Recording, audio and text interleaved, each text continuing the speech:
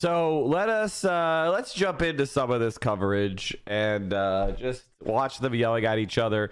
The funniest part for me was when Vivek Ramaswamy was wilding out and everybody was just going buck wild on him.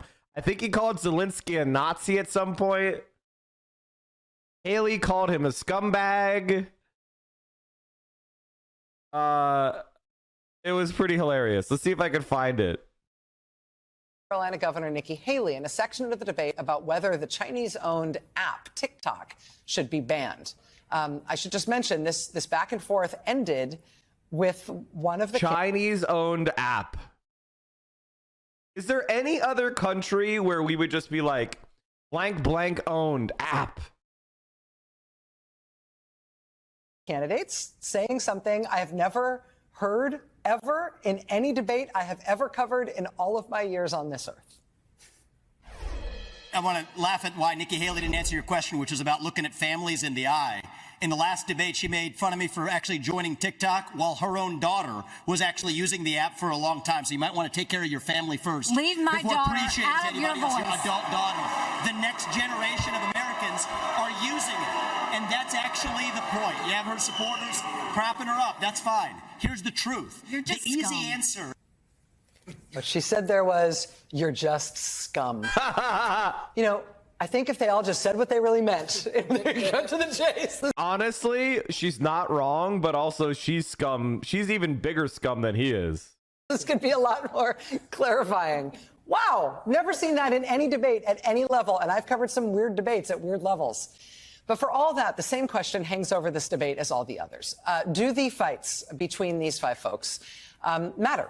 Is this a real part of the Republican Party reckoning with who their nominee is going to be for president next year, when, in fact, the former president, Donald Trump, is running 40 plus, in some cases 50 points ahead of all of them in the polls?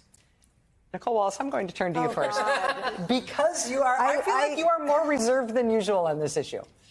Watching this debate, I feel like you are more contained, less voluble than I usually see you. Do I have to answer? You don't have to be truthful. Sentence? Okay, so I'm not going to say what I really think, but I'll answer your last question. They don't matter. They don't matter. I mean, this. I said to Ari when I sat down, the most exciting part of these for me is seeing who's there, because I have no idea who's running second to 10th. So, like, for me, it's exciting to see who's running second, third, fourth, fifth. I had no idea who was going to be there, because it doesn't matter to the Republican primary voter, right? Take us out of it. Nikki Haley called the other guy scum, okay. But the Republican primary voters have weighed in, and they're not into any of these people. They want Trump, and they want Trump by larger numbers than I think anyone has ever been ahead this many weeks before the first primary contest in either party. I don't know that in modern history anyone has ever been 50, 60, 39 points ahead of the next person at the November mark ahead of the first primary, ever. Then why aren't any of them going for the jugular when it comes to him? Hey, the guy was Bartis, sitting in a courtroom humiliating you. himself on Monday. He faces 91 counts. They just lost 3 times. You're right. He's far, far ahead. So for any one of them, their only shot is to go for him, and none of them did. Because they think they're probably not going to land that shot.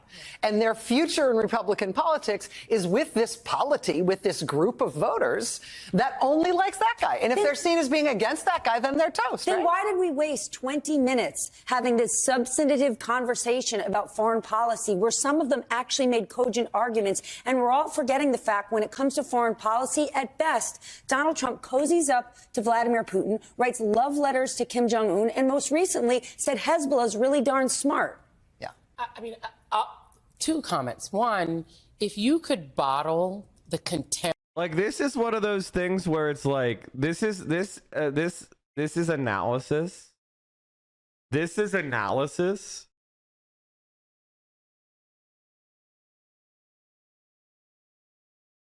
Like, this is, if you've got it like a 20 IQ.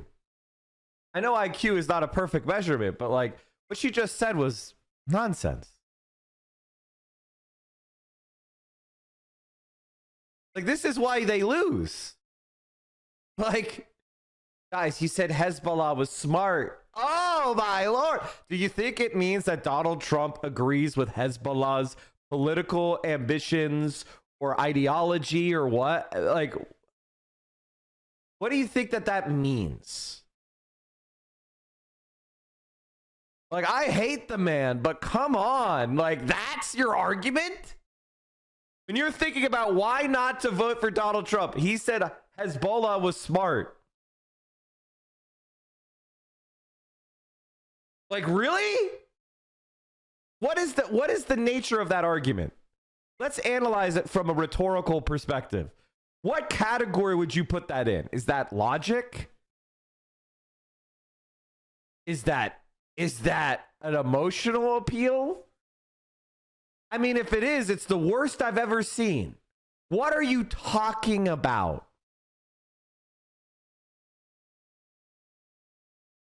He said Hezbollah is smart. You're not allowed to say that. Says who? Is something bad? It can't be smart? Does smart mean good? I have to stop it because it's so fucking stupid. That Nikki Haley feels for Vivek Ramaswamy, I feel like you could power a small town with the hate. She hate that. You know what this is? You know what this is? This reminds me of watching. You guys ever watch like Real Housewives or 90 Day Fiancé? They have the finale episode where all the drama of the year is like brought out while they're all sitting together in a circle. They're in cocktail gowns and suits and shit.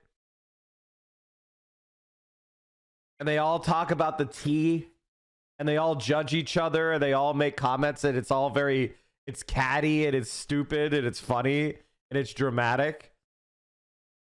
That's what this is. But it's debate analysis.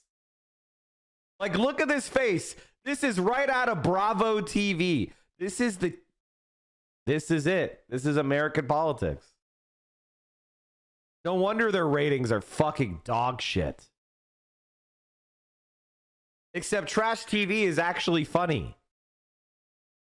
She hates him. Yeah. Oh my God. Yeah. It's you can feel it through the screen. Mm-hmm. So that's one thing I would say. And I think they all don't like him, but she really don't like him. Yeah. Fucking hell. All right, chat. Now we're talking. We've got Iowa hogs. Fresh Iowa hogs. Now, when we're talking about hogs, we're talking about GOP primary voters. Now, if you want to see some dumb motherfuckers. All three with voters in Nevada, Iowa. Gary? Anderson, we're just 68 days away from the first in the nation Iowa caucuses. And because of that, we've come to Iowa for all three of the debates to talk to loyal Republicans about the debates. And these are some of those loyal Republicans. This is Nevada, Iowa. This is the county seat of Story County, right in the middle of the state of Iowa. And we have come here each of the debates to see what's changed or what hasn't changed after each of these debates. So I'm going to ask you who you think did best in this debate. But first, I want to ask you just a one-sentence headline. If you were going home and telling... I mean, you know, the first thing that I'm struck by this crowd is diversity. Diversity. We've got every type of hog. We've got car dealership owner. We've got extremely racist neighbor. We've got cult follower, like weird FLDS sister wife. We've got used car dealer. We have restaurant manager that harasses the 18-year-old hostess. We've got HVAC guy. We have closeted gentleman. We have former U.S. veteran that shot kids and did nothing for 4 years and then got knocked out without even making sergeant. And we've got extremely weird woman who's obsessed with the school board but doesn't have any children. I think we got a pretty much every normal hog variant.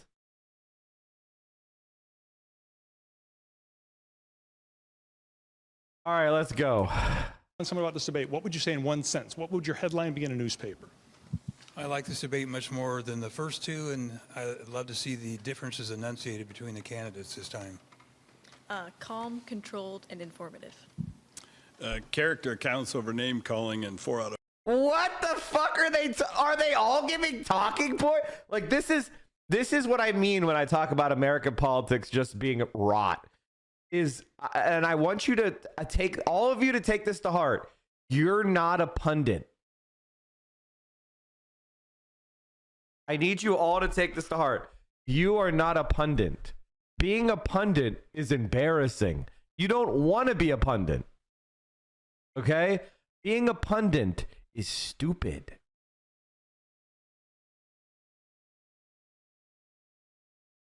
Here's what you should be doing in politics. I'll just give you the advice. Coming up with policies that you think will help you, your family, and the country. Stop trying to go like, I think that if we spent 10% more money on television ads, we would be... You don't know what you're talking about! Shut up!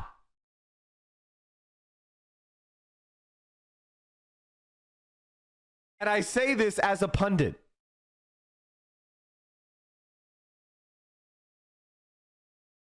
Pundits are the lowest form of life on earth. Stop approaching politics like you're some sort of strategist. Stop approaching politics like you're doing a fantasy football team. The worst type of person in the world is somebody who's a, quote, fan of the game. Fuck you.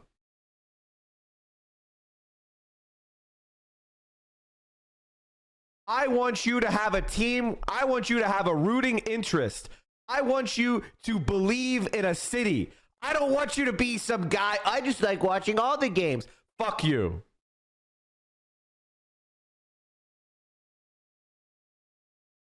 You're not a professional coach. You don't know what you're talking about. I have more respect for the person who goes, buys a jersey, and just goes to the game and yells and has no idea what the different plays are than I do with some guy with a fucking pocket protector doing sabermetrics. Stop trying to do sabermetrics for politics. Stop talking like you're a fucking consultant. 5 of people on the stage I could see being in the White House. Foreign policy takes center stage. Unlike the Democrats, the topics were sane, reasonable, and had reasonable consideration. Second row. Not really a debate, more of just a structured discussion. GOP stands in solidarity and in support of Israel. A much more civil debate tonight. Trump won another one. Because he wasn't there. That's right. Up there? I appreciate Ramaswamy bringing up nuclear as a medium for America's energy dominance.